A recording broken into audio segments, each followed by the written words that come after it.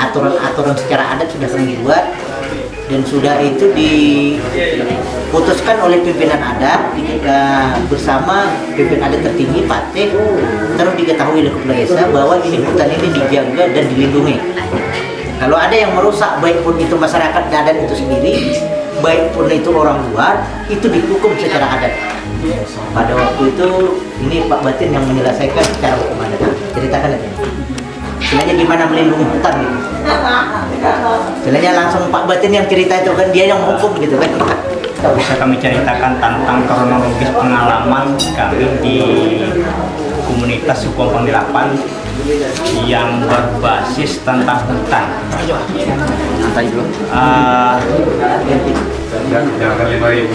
Di suku Ampang 8 ini itu hutannya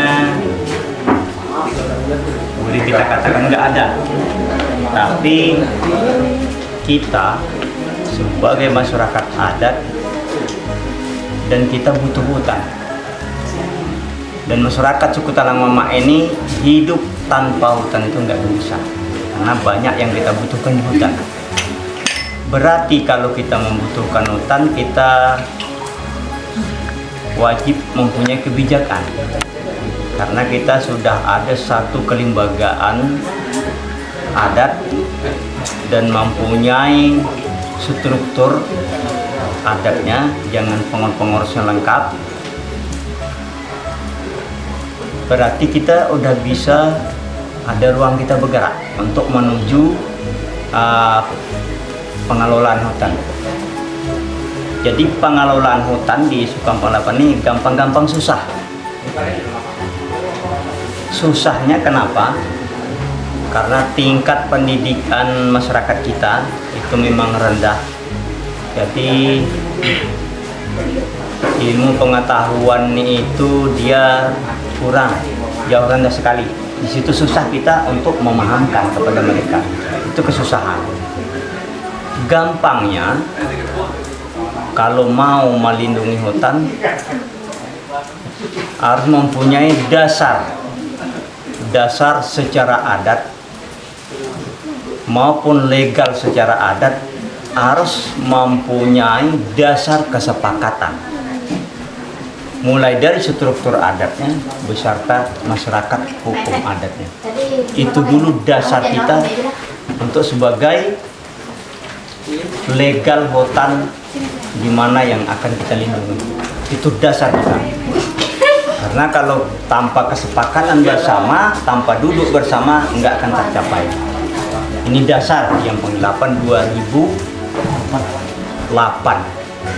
Setelah dapat kesepakatan, tentunya di situ ada hukum adat yang mengatur. Hukum adat yang masih berlaku. Jadi hukum adat ini bisa melindungi masyarakat dan bisa melindungi hutan. Di situ mempunyai aturan-aturan. Jadi ada aturan menjaga dan ada aturan mengambil. Jadi kata bahasa kita di Talang Mama ini, mengambil, meminta, menyancang, bertanya, kan gitu. Kalau kita ngambil itu minta dulu sama pemiliknya, kan itu bahasanya. Jadi mengambil, meminta, menyancang, bertanya. Setelah dapat kesepakatan, kita tanam tim untuk menjaga, sebagai mencari informasi. Ada orang yang misalnya ngambil kayu tanpa minta sama lembaga adat, itu bisa kita hukum secara adat. Hukuman itu tengok daripada ayat pasalnya, kesalahan, faktor kesalahannya, yang dia ambil barangnya apa, kan gitu. Ndak semua hukuman itu sama, nggak bisa gitu kan. Kita lihat-lihat apa yang dia ambil, apa ini tanahnya yang diserobot gitu kan, apakah kayunya. Nah, disitulah nilai-nilai ayat pasal hukum-hukum adat tadi. Misalnya kakak ngambil kayu ini, misal kan, kayu di hutan adat saya gitu kan. Nah, apakah itu benar kakak yang ngambil, ketangkap oleh tim saya, baru bisa kakak kami proses. Harus ada bukti-bukti yang kita dapatkan bahwa oh ini si A ini yang ngambilnya. Jadi tingkatannya tadi, kalau itu misalnya ngambil kayu begini cara hukumannya beda-beda, janjang-janjangnya beda-beda. Ngambil kayu ngacu ke ini tadi mungkin membaca ngambil bintangnya jadi mungkin kamu tadi misalnya kan ranting atau kayu besar bisa jadi ngambil ranting dihukum, bisa jadi ngambil kayu besar tadi yang tidak dihukum karena posisinya misalnya kakak ngambil ranting tapi tidak ngambil dan minta yang cara kayu tadi itu akan kena hukum, tapi misalnya ngambil kayu besar nih untuk rumah asal nanti kita izin itu nggak akan dihukum itulah pelanggaran tadi. Itulah pelanggaran. Berarti tergantung izin ya Pak? Bukan gini, bukan karena kebutuhan. Siapa tahu nih saya butuh ranting untuk memasak gitu kan. Karena saya lihat di sini juga masaknya pakai ranting. Cara untuk mengatasinya atau apa yang bisa dilakukan? Jadi di sini kalau soal itu Kak, kalau soal perusahaan ini masuknya begini. Jadi kita di Talang Mama ini ada mempunyai yang namanya itu lahan milik pribadi. Entah itu misalnya bekas peladangan orang tua, katakanlah peladangan orang tua, tapi udah menjadi milik saya. Artinya hak warisan lah gitu dari orang tua saya. Yang terjadi di sini pengambil alihan kepada pihak perusahaan melalui lahan milik pribadi itu. Jadi saya ada punya milik pribadi 10 hektar.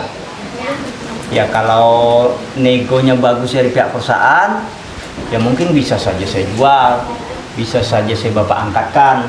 Itu yang terjadi. Tapi kalau memang secara itu tidak melalui lahan pribadi, lahan adat misalnya yang kita lindungi, biasanya pasti ada unsur dari pihak orang-orang di dalam yang merunding kepada pihak perusahaan, itu boleh bisa. Jadi seperti itulah pintunya masuk. Jadi kita untuk mengatasi itu, karena mereka melalui lahan milik pribadi perorangan, maka terjadilah suku Talang ini terkotak-kotak. Di sini ada perusahaan, di sini tidak. Jadi artinya yang mau ikut perusahaan itulah yang mereka buka. Merusak hutan. Itulah yang rusak hutan. Jadi dasarnya itu bukan juga dasarnya pihak perusahaan saja yang merusak hutan. Ada dasar dari dalam. Ya kalau misalnya penggelapan, kalau saya sendiri yang rounding sama perusahaan kan, yang di belakang saya habis, tergantung sayanya sendiri gitu. Nah, itu kan orang tersebut kan tinggal di wilayah adatnya Bapak. Ya. Nah, kemudian kalau dia menjual ke perusahaan, artinya dia juga akan merusak hutan di wilayah biasanya atau komunitasnya Bapak. Ada nggak kayak mekanisme untuk penghukuman atau peringatan atau dia dikeluarkan dari lembaga adat karena dia akan berpotensi untuk merusak hutan? Itu ada nggak sih? Kalau aturan itu ada, tapi persoalannya karena dia milik pribadi, itu bersangkutan jangan mereka punya kekuatan bersangkutan dengan administrasi ini tentunya dia mempunyai legal surat secara hukum di pemerintah desa, entah misalnya SKGR-nya sampai ke camat. Jadi sehingga orang-orang adat kan tidak mengatur di situ soal itu. Nah, terjadilah di situ jual beli lain-lain dan sebagainya. Jadi sehingga hukum adat yang mengatur di situ, karena adat ini hanya bisa membuktikan cerita, tidak ada yang tertulis. Kalau misalnya kakak punya lahan di sini, kakak minat mau kerja sama pihak perusahaan, tentu kakak bikin surat ke desa, dari desa ke camat, bukan orang adat. Surat jual beli? Nah, bisa jual beli. Gitu. Itulah yang terjadi. Jadi saya nggak perlu minta izin sama Bapak. Ya untuk apa minta izin sama Batin? Batin kan nggak mengeluarkan surat administrasi.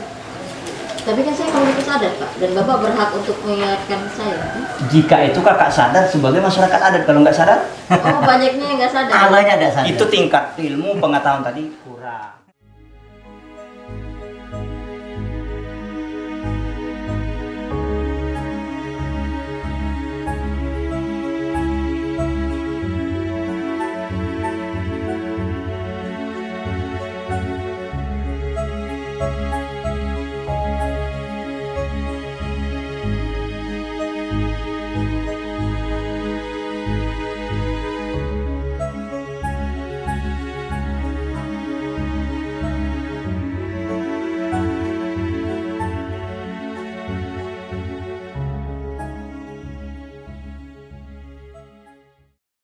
Kita menyandra, mengamankan alat berat yang katanya itu perusahaan.